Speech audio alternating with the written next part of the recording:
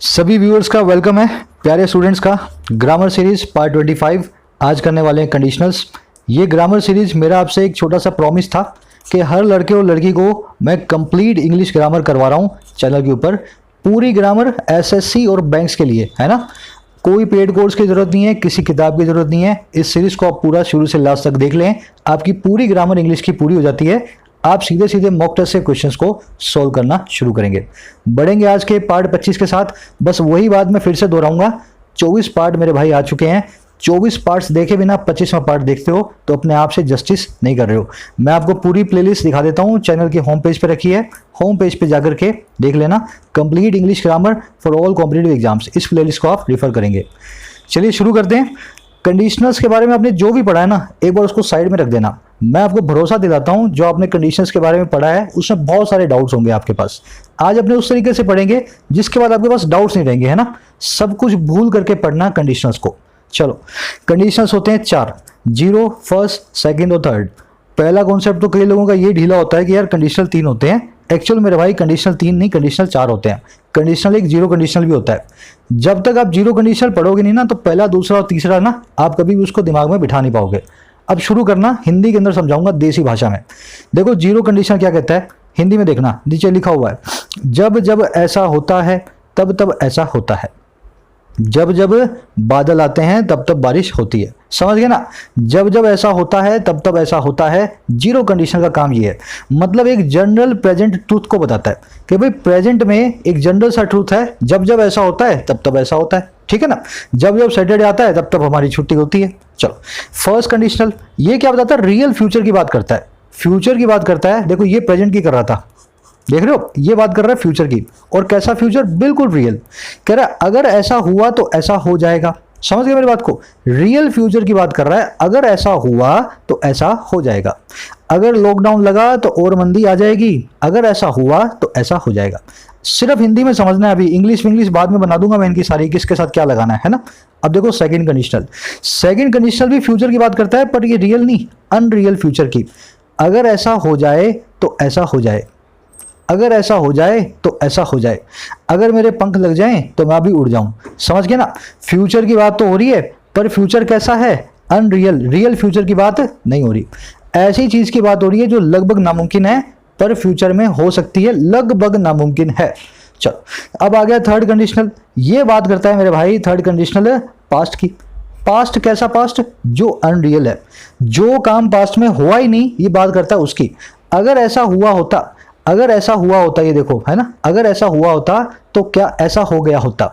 अगर तुमने मेरी हेल्प कर दी होती तो भाई मैं ऐसी मुसीबत में ना होता। समझ गए ना मेरी बात को। पास्ट में कोई काम जो होना चाहिए था वो नहीं हो पाया, वो बताता है थर्ड कंडीशनल। एक बार फिर से मैं सारा रिपीट कर देता हूं, अपने साफ कर लेते हैं। जस्ट अ मिनट,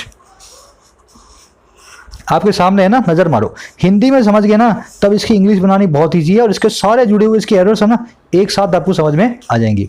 समझो, अगर जीरो कंडीशनल आया तो इसका मतलब होगा जब जब ऐसा होता है तब तब ऐसा होता है, और होता है प्रेजेंट में। अगर फर्स्ट कंडीशनल आया तो इसका मतलब होता है अगर ऐसा हुआ तो ऐसा हो जाएगा, रियल फ्यूचर की बात करते हैं। सेकंड कंडीशन बताता है अनरियल फ्यूचर, अगर ऐसा हो जाए तो ऐसा हो जाए। फर्स्ट और सेकंड एक जैसे ही हैं, पर सेकंड में काम जो है ना लगभग इंपॉसिबल होता है, फर्स्ट में काम जो होता है वो पॉसिबल होता है। ठीक है ना। थर्ड कंडीशनल तो पास्ट की बात करता है, ना प्रेजेंट ना फ्यूचर। ये कहता है अगर ऐसा हो गया होता तो ऐसा हो गया होता, ऐसा हुआ होता तो ऐसा हो गया होता। अब देखो, अब बढ़ते हैं अपने जो है ना टेक्निकल, जो है ना इसका टेक्निकल एस्पेक्ट, उसकी तरफ बढ़ते हैं। अब इन सेंटेंसेस को अपने बना करके देखें कैसे बनते हैं। चलो आ जाओ मेरे साथ। 4 सेंटेंसेस आपकी स्क्रीन पे हैं। आप एक काम करो, एक बार चारों सेंटेंस को पढ़ लो एक बार, है ना। फिर मैं आपको समझाता हूं ये बने कैसे हुए हैं, कौन सा कंडीशनल कहां कैसे लगेगा, है ना। एक बार इनको पढ़ें आप। चलो, फर्स्ट वाला सेंटेंस क्या कह रहा है, इफ या when she comes in time we go on a date. क्या कर रहा है ये, सेकंड कंडीशन, ये जीरो कंडीशन है ना। जब वो वक्त पे आती है तब हम डेट पे जाते हैं, जब जब वो टाइम पे आती है ना तब तब हम डेट पे जाते हैं। जिस दिन वो लेट हो जाती है ना उस दिन हम डेट पे नहीं जाते। मतलब हम किसी फ्यूचर की बात नहीं कर रहे, हम किसी पास्ट की बात नहीं कर रहे, हम प्रेजेंट की एक हैबिट की बात कर रहे हैं। समझ गए ना। प्रेजेंट जनरल जो ट्रूथ है ना उसकी बात कर रहे हैं। जब जब वो टाइम पे आती है तब तब हम डेट पे जाते हैं। इन टाइम को समझे, इसका मतलब होता है टाइम रहते, मतलब 9 बजे आना है, आप 8:30 बजे भी आ गए तो आप इन टाइम है। ऑन टाइम का मतलब है राइट 9 बजे आयो तो आप ऑन टाइम है ना। ट्रेन जब ऑन टाइम होती है तो वक्त पे आती है, ट्रेन जब इन टाइम होती है तो वक्त से पहले आ जाती है। चलिए इसको बोलेंगे हम जीरो कंडीशनल, ठीक है ना, जीरो कंडीशनल। अब बढ़ते हैं अगले कंडीशन की तरफ। If she comes in time, if she comes in time we will go on a date. अब देखो यहां बात हो रही है फ्यूचर की। अगर वो फ्यूचर में कम्स इन टाइम होती है, वक्त पे आती है, we will go on a date, हम एक डेट पे जाएंगे। बात हो रही है एक फ्यूचर की घटना की जो कि रियल भी है, जो कि होनी भी सही चाहिए है ना, जिसकी बहुत पॉसिबिलिटी भी है। तो ये फ्यूचर की बात करता है, इसको हम बोलते हैं फर्स्ट कंडीशनल। अब तीसरा देखो, if she came in time we would go on a date. ध्यान से देखना, केम यहाँ पे वर्ब की सेकेंड फॉर्म है, V2 है। V2 देख के आपको लगेगा ये पास्ट की बात हो रही है, पर ध्यान दो अगर इफ के साथ में V2 आ जाए, अगर इफ के साथ में V2 आ जाए, इफ के साथ में, तो ये पास्ट की बात नहीं हो रही, ये फ्यूचर की बात हो रही है। इसको बोलते हैं थर्ड कंडीशनल। इसका मतलब क्या है, अगर वो टाइम पे आ जाए तो हम डेट पे चले जाएं। मतलब आपको पता है वो नहीं आएगी, आपको पता है वो ट्रैफिक में फंसी हुई है, उसने बोल भी दिया मैं नहीं आने वाली, फिर भी आप सोच रहे हो यार वो टाइम पे आ जाए तो अपने डेट पे चले जाएं। समझ गए ना, ये बात करता है एक फ्यूचर की अनरियल घटना की जिसकी पॉसिबिलिटी बहुत कम है, इसको कहते हैं सेकंड कंडीशनल। अब लास्ट वाला देख लेते हैं, if she had come in time we would have gone a date. अगर वो वक्त पे आई होती, उस दिन अगर वो वक्त पे आई होती तो हम डेट पे गए होते। तो ये काम हो नहीं पाया, ना वो वक्त पे आई ना हम डेट पे गए। एक पास घटना की बात कर रहे हैं, वो ऐसी हो सकती थी, ये बताता है थर्ड कंडीशनल। समझ गए ना, हिंदी और इंग्लिश दोनों तरीके से मैंने आपको समझा दिया कंडीशनल क्या होता है। अब थोड़ा और टेक्निकल अंदर घुसते हैं इसके, इनकी स्ट्रक्चर्स को समझेंगे और इन पे बनने वाली एरर्स को देखेंगे, ठीक है ना। देखो आज का पार्ट मैं सिंपल पार्ट रख रहा हूं, अगले नेक्स्ट पार्ट के अंदर वो मैं 2 दिन में पब्लिश कर दूंगा, मेरे पास रेडी है वो पार्ट, अभी मैं दिखाऊंगा आपको। उस पार्ट के अंदर आप एडवांस कंडीशनर्स देखेंगे, इन्हीं कंडीशनर्स के ऊपर बनते हुए आजकल जो एडवांस कॉन्सेप्ट्स आ रहे हैं। तो पहले सिंपल वाला तो समझ लो, है ना। देखो फर्स्ट जीरो कंडीशनल जो था अपना, जब जब ऐसा होता है तब तब ऐसा होता है, उसके लिए हमारे पास स्ट्रक्चर है जनरल प्रेजेंट ट्रूथ के लिए, इफ या व्हेन प्लस में V1 और सामने भी V1। कहने का मतलब क्या है, यहां देखो इफ व्हेन लगा हुआ है, दोनों में से कुछ भी आ सकता है जीरो में, है ना। इफ या व्हेन में से दोनों में से कुछ भी आ सकता है। इसके साथ में हमेशा प्रेजेंट इंडेफिनिट टेंस आएगा, she comes in time. Present indefinite tense मतलब V1, समझ गए ना मेरी बात को। और इसके बाद में जो क्लोज आएगा ना, उसमें भी हमेशा प्रेजेंट इंडेफिनिट टेंस आएगा, we go on a date, यहां भी V1। तो ये स्ट्रक्चर होती है जीरो कंडीशनल की, जिसमें हम एक घटना की बात करते हैं जो प्रेजेंट में घट रही होती है ना। जब जब ऐसा होता है तब तब ऐसा होता है। अब फर्स्ट कंडीशनल की स्ट्रक्चर देखें, ये बताता है एक फ्यूचर को, रियल फ्यूचर कंडीशन को। अगर वो वक्त पे आ गई तो डेट पे चले जाएंगे, सब कुछ तैयार है, बस उसका आना बाकी है, ठीक है ना। अब इसकी स्ट्रक्चर क्या है, ध्यान से देखें। आप इफ के साथ में लगाएंगे V1, इफ के साथ में लगाएंगे V1 और बाद में लगाएंगे फ्यूचर इंडेफिनिट टेंस। देखो फ्यूचर इंडेफिनिट टेंस मतलब विल प्लस में V1, तो विल प्लस में गो। तो इफ के साथ में आएगा V1 और बाद में आएगा future indefinite tense will plus में V1। इसको बोलते हैं फर्स्ट कंडीशनल। आप यहाँ पे प्रेजेंट इंडेफिनिट टेंस लगा दो और यहाँ पे आप जो है फ्यूचर इंडेफिनिट टेंस लगा दो, आपका फर्स्ट कंडीशनल बन गया। अब देखो मान लो इसको अपने रियल ना माने, इस सिचुएशन को अपने अनरियल माने, मुझे पता लग गया कि उसका तो आना ही नहीं है, उसका आना बहुत मुश्किल है आज, है ना। अब मैं ऐसी बात कर रहा हूं जो होने वाली नहीं है ना, उसके आने के चांसेस बहुत ही कम है। तो अनरियल फ्यूचर कंडीशन की बात करता हूं मैं, है ना। तो मैं क्या बोलूंगा, if she came in time we would go on a date. अब इसका मतलब क्या है, ऐसा नहीं है वो आई होगी, केम का मतलब है अगर वो आ जाए। ये जो केम है ना V2, ये सब्जेक्टिव मूड है, इसको पास का टेंस का आप जो ना मान, इसको V2 मत माने, है ना। है तो ये V2 पर ये पास इंडेफिनिट टेंस नहीं बना रही है, ये सब्जेक्टिव मूड है।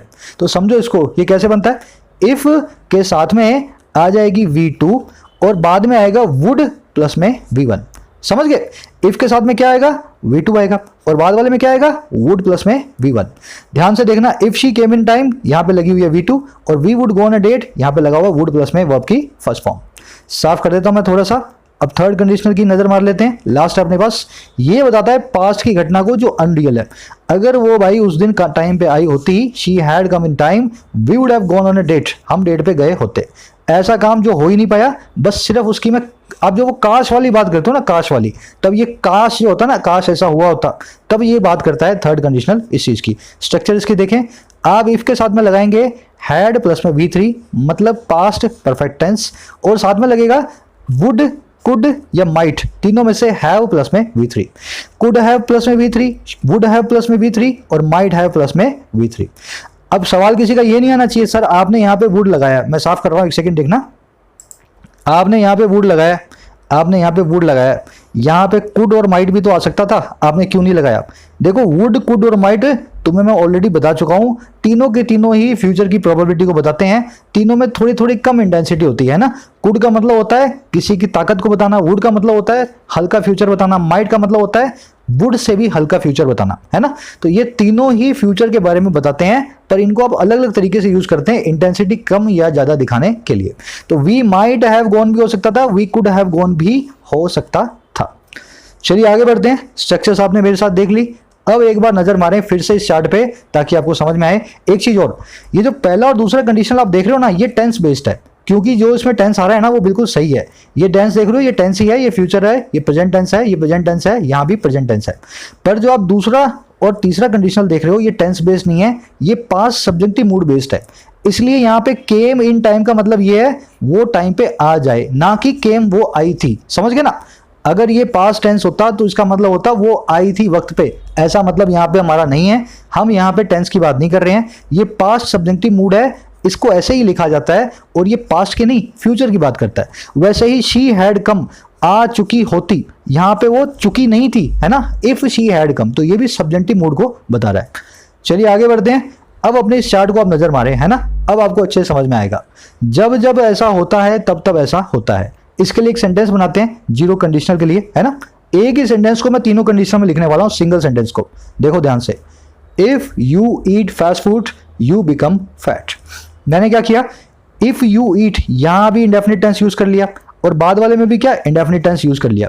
मतलब क्या निकल आया, जब जब तुम फास्ट फूड खाते हो, अगर तुम फास्ट फूड खाते हो तो तुम मोटे हो जाते हो। समझ गए ना। ये एक जनरल सा प्रेजेंट ट्रूथ है, इसमें हम किसी फ्यूचर जो है ना उसकी बात नहीं कर रहे हैं, बस अपने बात कर रहे हैं। अगर तुम फास्ट फूड खाते हो तो तुम मोटे हो जाते हो, ठीक है ना। अब देखो इसको फर्स्ट कंडीशन में लिखना है इसी बात को, तो मैं कैसे लिखूंगा, if you eat fast food you will become fat. मैंने यहां पे क्या किया, फर्स्ट कंडीशन के लिए यहां तो V1 रहने दिया, ईट, है ना, और यहां पे विल प्लस में V1 लगाया, यहां पे विल लगा दिया बीच में बिकम से पहले। अब इसका मतलब क्या है, फ्यूचर की रियल पॉसिबिलिटी की बात हो रही है। अगर तुमने फास्ट फूड खाया तो तुम मोटे हो जाओगे। समझ गए ना। अगर फ्यूचर में ऐसा काम हुआ, तुमने खाया तो तुम मोटे हो जाओगे। अब देखो सेकंड कंडीशन को, इसी सेंटेंस को बना के लिखते हैं। कैसे लिखूंगा, if you ate fast food you would become fat. अब यहां मैं क्या कहना चाह रहा हूं, अगर तुम फास्ट फूड खाओ तो तुम मोटे हो जाओगे। बात दोनों में एक ही है, फर्स्ट और सेकंड में। सेकंड में क्या बोल रहा हूं मैं, तुम फास्ट फूड नहीं खाते हो मुझे पता है ना, तुम खाओगे, बस एक बात की बात है। मैं कह रहा हूं अगर तुम खाओ ना तो तुम मोटे हो जाओगे।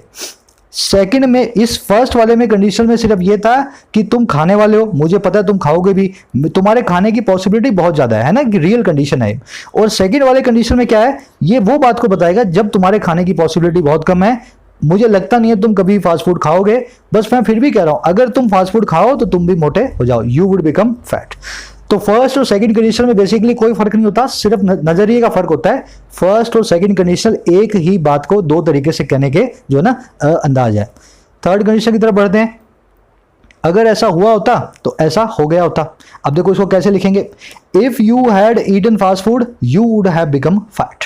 यहां पे हैड प्लस में V3 ऊपर, आप देख लो पास्ट परफेक्ट टेंस, यहां पे वुड हैव प्लस में V3, यहां पे आप भी पास्ट टेंस को यूज करते हैं। अगर तुमने फास्ट फूड खाया होता तो तुम मोटे हो गए होते। अब तुमने मुझसे पूछा यार मैं मोटा नहीं हुआ, वो सब हो गए, तो मैंने बोला यार तुमने फास्ट फूड खाया होता तो तुम भी मोटे हो गए होते, है ना। तो अनरियल पास्ट की बात हो रही है, ऐसा पास्ट की बात कर रहे हैं जो हुआ ही नहीं, ना तुमने फास्ट फूड खाया ना तुम कभी मोटे हुए। आई थिंक अब क्लियर हो गया होगा आपको, है ना। यही कंडीशंस हैं, 15 मिनट में आपने मेरे साथ कंडीशंस समझ लिए हैं। अब मैं इनके फटाफट आपको समझा देता हूं एरर्स, है ना, कैसे बनेगी। फर्स्ट कंडीशन पे एक यही से एरर बता देता हूं आपको। फर्स्ट कंडीशन के अंदर आपने देखा मेरे साथ फ्यूचर की बात होती है, देख रहे हो, रियल फ्यूचर की बात होती है, रियल फ्यूचर। आप यहां पे विल भी यूज कर रहे हो, पर इफ के साथ में आप क्या यूज करते हो, V1 को यूज करते हो। इसके पीछे रूल क्या कहता है, हमारा फर्स्ट रूल है हमारा ग्रामर का, इफ के साथ में कभी भी विल को यूज नहीं किया जाता। क्यों, क्योंकि इफ जो है ना वो एक इमेजिनरी कंडीशन है, और विल मतलब फ्यूचर टेंस, ये भी एक इमेजिनरी कंडीशन है। अगर दो इमेजिनरी कंडीशंस को आपने जोड़ दिया तो सेंटेंस बहुत ही बेहुदा हो जाएगा। तो ग्रामेरियन क्या बोले, यार इफ के साथ में कभी भी फ्यूचर वाले टेंस को हम नहीं जोड़ेंगे। आप दूसरे क्लोज में जितने मर्जी लगाओ, पर जिस क्लोज में इफ आ गया, जहां पे इफ जुड़ा हुआ है वहां पे विल नहीं आएगा। तो फर्स्ट कंडीशन में सबसे पहली एरर आपको यही देता है, इफ के साथ के अंदर आपको फ्यूचर टेंस दे देगा जिसको आपको प्रेजेंट इंडेफिनिट टेंस में बदलना है। अगर मैं ऐसा बोलूं if you will eat fast food you will become fat, ये सेंटेंस गलत हो जाएगा, यहां से विल निकाल के खाली ईट हमें रखना है, ठीक है ना। अब करेंगे थोड़ी सी प्रैक्टिस, फिर करेंगे एरर्स को, है ना। आप खुद पहले कंडीशन बनाने सीखो। मैं आपको एक सेंटेंस देता हूं, जब हम फोकस के साथ कुछ पढ़ते हैं सब कुछ आसान बन जाता है। आप मुझे इसको इंग्लिश में ट्रांसलेट करके बताओ, आप खुद देखो ये कौन सा कंडीशनल बनेगा, है ना। अब आपके सामने मैंने 3 हिंट भी दी हुई हैं, आपको पहले टाइप देखना है, फिर कंडीशनल देखना है कौन सा नंबर का है, फिर उसके स्ट्रक्चर को याद करना है। अगर आप ये तीनों काम कर लोगे ना तो इसको अपने आप इजीली आप अभी इंग्लिश में ट्रांसलेट कर दोगे। सभी कोशिश करेंगे, जब हम फोकस के साथ कुछ पढ़ते हैं सब कुछ आसान बन जाता है। चलो सबसे पहला काम क्या करना है, हमें देखना है इस कंडीशनल के अंदर कौन से टेंस की बात हो रही है। भाई टेंस तो इसके अंदर लग रहा है प्रेजेंट वाला, समझ गए ना। जनरल ट्रूथ है, जब जब ऐसा होता है तब तब ऐसा होता है, जब जब बादल आते हैं तब तब बारिश होती है, समझ गए ना। जब हम पढ़ते हैं सब कुछ आसान बन जाता है। जनरल ट्रूथ को बताने वाला कंडीशनल कौन सा होता है, जीरो कंडीशनल। जीरो कंडीशनल की स्ट्रक्चर क्या होती है, इफ के साथ में भी V1 और उसके बाद वाले क्लॉज में भी V1। अब जब हम फोकस के साथ कुछ पढ़ते हैं इसको इंग्लिश में हमें चेंज करना है V1 लगा के। When we study with focus, देखो व्हेन वी स्टडी हमने क्या लगाया यहाँ पे V1 को। When we study with focus everything becomes easy, तो एवरीथिंग के साथ में भी हमने V1 लगाया, अगले क्लॉज में भी V1। तो ये ऐसे इस तरीके से आप जो है किसी भी सेंटेंस को कंडीशनल वाले को फटाफट आप जो है उसको इंग्लिश हिंदी से इंग्लिश में चेंज कर सकते हैं। अब यही काम अपने एक और सेंटेंस के साथ करेंगे, ध्यान से देखें आप उसको। अगर मैं जज होता तो तुम्हें सजा दे दी होती, अगर मैं जज होता तो तुम्हें सजा दे दी होती। चलो लोड मत लो, पहले सबसे पहले यही काम करना आपको। टाइप बता दो मेरे को क्या है, कंडीशनल बता दो, स्ट्रक्चर याद कर लो। अभी ये सेंटेंस इंग्लिश में चेंज हो जाएगा। मुझे ये बता दो ये काम कौन से टेंस का है। क्या ये प्रेजेंट टेंस की बात है, नहीं, ऐसा तो कुछ हो नहीं रहा। जब जब ऐसा होता तब तब ऐसा होता। ये क्या फ्यूचर टेंस की बात हो, नहीं है, वहां वो भी नहीं है कि मैं जज बनूंगा और तुम्हें सजा दूंगा। ये बात हो रही है पास्ट की। पास्ट को बताने वाला पास्ट की अनरियल कंडीशन, देखो अनरियल कंडीशन भी है। अगर मैं ऐसा होता तो तुम्हें सजा दे दी होती, मतलब तुम्हें सजा नहीं मिली और ना मैं कोई जज हूं। तो पास्ट की अनरियल कंडीशन को बताने वाला कौन सा है, थर्ड कंडीशनल। थर्ड कंडीशनल की क्या होती है स्ट्रक्चर, इफ प्लस में हैड प्लस में V3, इफ प्लस में हैड प्लस में V3 और उसके बाद में क्या आएगा, वुड कुड माइट प्लस में हैड प्लस में V3, ठीक है ना। अब इसको बनाकर की कोशिश करते हैं हमने बनाने की। अगर मैं जज होता, अगर मैं जज होता, पहले इसको बनाते हैं, है ना, had plus V3। If I had been a जज, if I had been a जज। अब देखो वहां पे आई would have punished you, I would have plus में V3 पनिश्ड यू। हैड के बाद में बीन क्यों आया, क्योंकि यहाँ पे कुछ एक्शन नहीं हो रहा, हमें बी फैमिली की वर्ब को बीच में घुसाना पड़ेगा। जो है ना अपना पास्ट परफेक्ट टेंस तो बनाना ही पड़ेगा ना। तो हैड के, अब मैं जज हूं, इसमें कुछ काम तो हो नहीं रहा, तो मैं हैड के बाद में कुछ ईट ईटन कुछ नहीं लगाऊंगा, कोई वर्ब नहीं लगाऊंगा, मैं बिन नाम की लिंकिंग वर्ब लगा दूंगा, है ना। इसका यही काम होता है। तो मैंने यहाँ पे लिख दिया if I had been a जज, और मैं यहाँ लिख दूंगा I would have punished you, मैं तुम्हें पनिश करता। समझ गए ना आई थिंक। चलो आगे एक और सेंटेंस बनाएंगे। अब इसको भी आप खुद से कोशिश करें। अगर आज बारिश हो जाए तो लॉन्ग ड्राइव का प्लान करें। अपने किसी से बोल रहे हैं यार आज बारिश हो जाए ना तो बढ़िया सी लॉन्ग ड्राइव का प्लान करें। ये सेंटेंस जिसने सही बनाया, आप अपने दिमाग के घोड़े दौड़ा दो, ये जिस चीज का बढ़िया बना, मुझे लगता है उसका कंडीशनल वाला चैप्टर क्लियर हो जाएगा। अगर आज बारिश हो जाए तो लॉन्ग ड्राइव का प्लान करें, सीधा सेंटेंस नहीं है, टेढ़ा सेंटेंस है। चलो सबसे पहले क्या करेंगे, बात हो रही है फ्यूचर की। अगर आज बारिश हो जाए तो लॉन्ग ड्राइव का प्लान करें, मैं इसको मान सकता हूं रियल फ्यूचर। बारिश हो गई लॉन्ग ड्राइव पे जाएंगे, अगर आज बारिश हो तो लॉन्ग ड्राइव का प्लान करें। रियल फ्यूचर के लिए कौन सा कंडीशन है मेरे पास, फर्स्ट कंडीशन। फर्स्ट कंडीशन क्या बोलता है, इफ प्लस में V1 विल प्लस में V1। अब मुझे वही काम करना है। इफ इट रेन्स, देखो V1 rains today we will plan for a long drive. Will plan, यहाँ पे विल प्लस में V1 आ गई फर्स्ट कंडीशन के हिसाब से। अब आपके दिमाग में एक सवाल और आना चाहिए यहाँ पे, और बिल्कुल आना ही चाहिए अगर आपने इतना मेरे साथ अच्छे तरीके से समझा। आपको मैंने बताया था कि फर्स्ट कंडीशनल और सेकंड कंडीशनल में सिर्फ इंटेंसिटी का फर्क होता है, नजरिए का फर्क होता है। अगर इसको आपने रियल फ्यूचर माना है, किसी के लिए ये अनरियल फ्यूचर भी तो हो सकता था ना। आपका लगता है आपको कि आज बारिश तो होगी नहीं, बारिश के बिल्कुल बादल ही नहीं दिख रहे आपको, उस केस में भी आप इसको अनरियल फ्यूचर मान करके सेकंड कंडीशनल की तरह लिख सकते हो। समझ गए ना? सेंटेंस ये रहेगा, मतलब ये रहेगा, बस इसकी इंटेंसिटी कम हो गई। ये बारिश होने का काम आपको बिल्कुल इम्पॉसिबल लग रहा है, इस केस में ये बन जाएगा सेकंड कंडीशनल। सेकंड की स्ट्रक्चर क्या होगी? इफ प्लस में V2 वुड प्लस में V1। तो मैं लिखूंगा if it rained today we would plan for a long drive. समझ होंगे मेरी बात को? आप इसको सेकंड कंडीशनल भी तो मान सकते हो ना। कहां लिखा है कि बारिश होगी? इम्पॉसिबल भी तो हो सकता है। अगर ये इम्पॉसिबल है तो दूसरे नजरिए से इस सेंटेंस को आप ऐसा भी बना सकते हैं।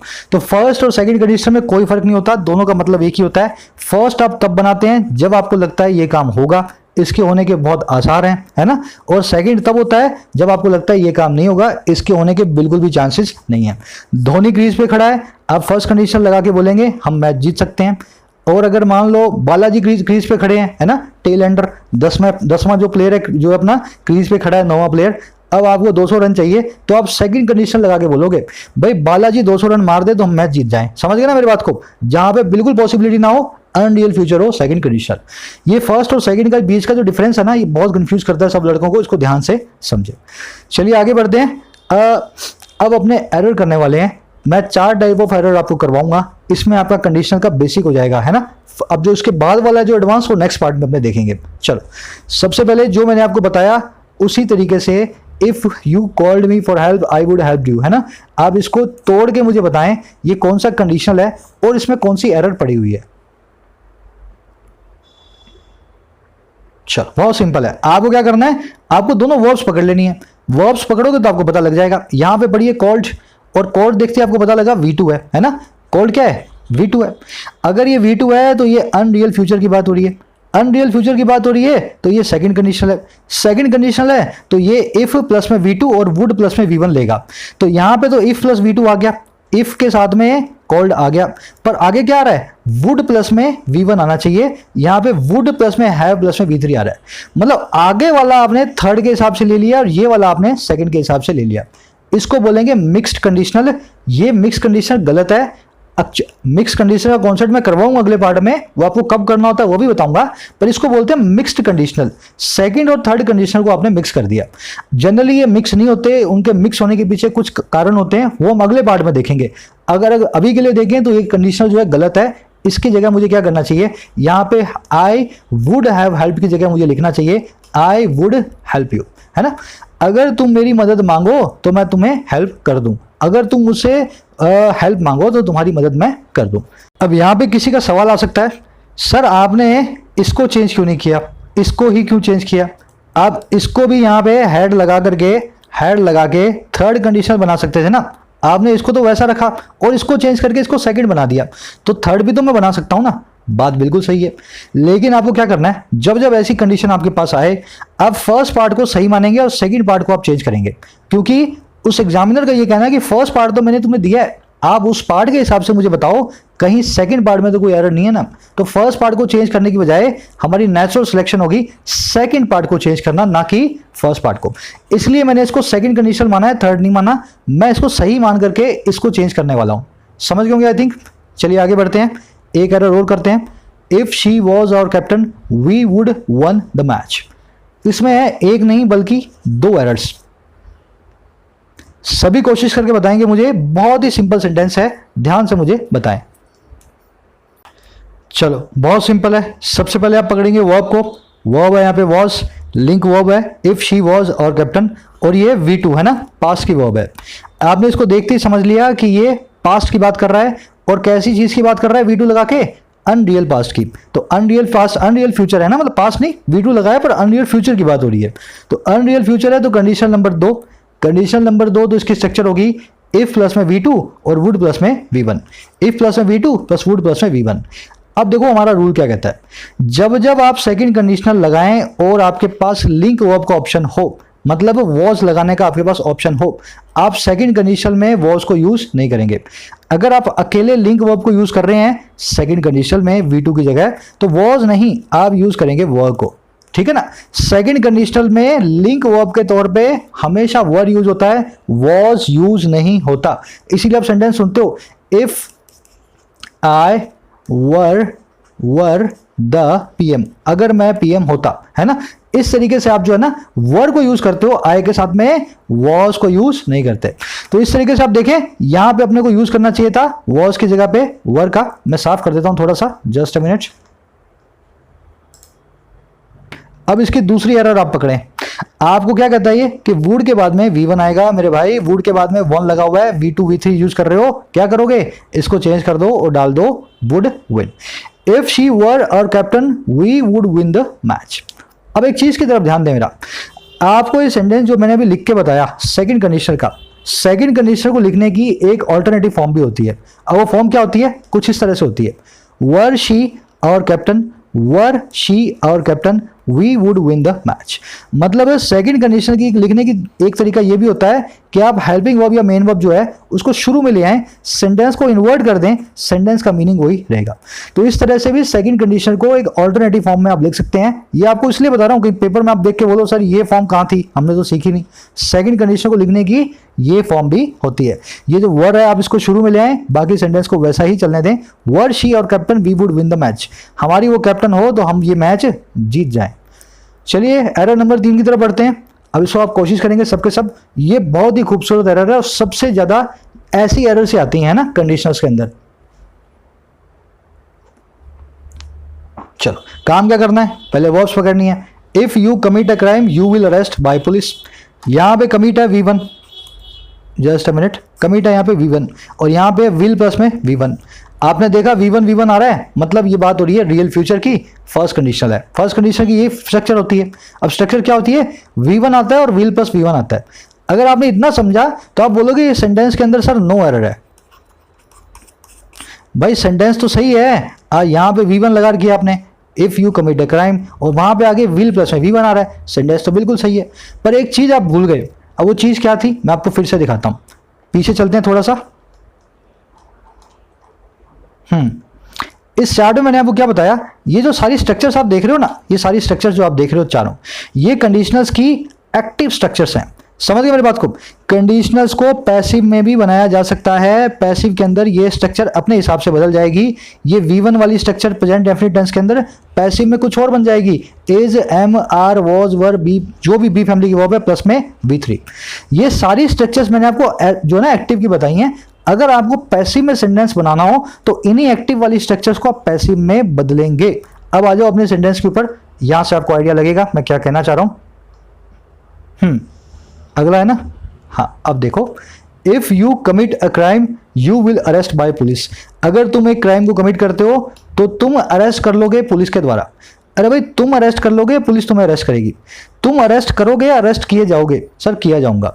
तो विल अरेस्ट ये एक्टिव वाला है, आपको पैसिव के अंदर बदलना है इसको। पैसिव के अंदर आएगा will be arrested, will be arrested. तो आप है ना कंडीशनर्स को रट ना लें, वो एक्टिव की स्ट्रक्चर्स हैं। अगर सेंटेंस को पैसिव की जरूरत है, आपको यहाँ पे अरेस्ट किया जाना है, आप तो अरेस्ट करेंगे नहीं पुलिस को, आप तो पुलिस को जाके हथकड़ी पहनाएंगे नहीं। अगर आपको पैसिव बनाना है ना यहाँ पे, तो विल अरेस्ट को विल बी अरेस्टेड में बदलेंगे, इसकी पैसिव फॉर्म आप यहाँ पे यूज करेंगे। तो इस तरीके से आप लिखेंगे। अब मैं काम करता हूं, मैं इस वाले को भी पैसिव में बदल के दिखा देता हूं, है ना, पूरा कंप्लीट पैसिव के अंदर। देखना ध्यान से, if a crime is committed by you, you will be arrested bye police. अगर एक क्राइम तुम्हारे द्वारा कमिट किया जाता है तो तुम्हें अरेस्ट कर लिया जाएगा पुलिस के द्वारा। समझ गए ना। अब ये फर्स्ट कंडीशनल ही है, पर ये पूरी तरह से पैसिव में बदला हुआ है। एक्टिव फॉर्म ये वाली थी और पैसिव फॉर्म आपके सामने नीचे ये वाली है। चलिए एरर नंबर 4 की तरफ बढ़ते हैं। ध्यान देना इस चीज की तरफ, ये सभी के सभी कंडीशंस एक्टिव कंडीशंस हैं। सारे के सारे फॉर्मूला जो आप देख रहे हो एक्टिव हैं। पैसिव के अंदर ये फॉर्मूला काम नहीं करेंगे, एक्टिव को पैसिव में बदलना पड़ेगा। चलिए बढ़ेंगे आज के अपने लास्ट सेंटेंस की तरफ, एरर नंबर 4। आप पहले कोशिश करें उसी तरीके से आप इसको सोल्व करने की, फिर मैं आपको बताता हूं इसके अंदर क्या एरर थी, उसको कैसे अपने आइडेंटिफाई करेंगे। चलिए क्या काम करना है, वर्ब पकड़ लो। वर्ब क्या आ रही है, यहां पे आ रही है हैड। हैड के बाद में V3 नहीं आ रही, हैड यहां पे V2 का काम कर रही है। समझ गए ना।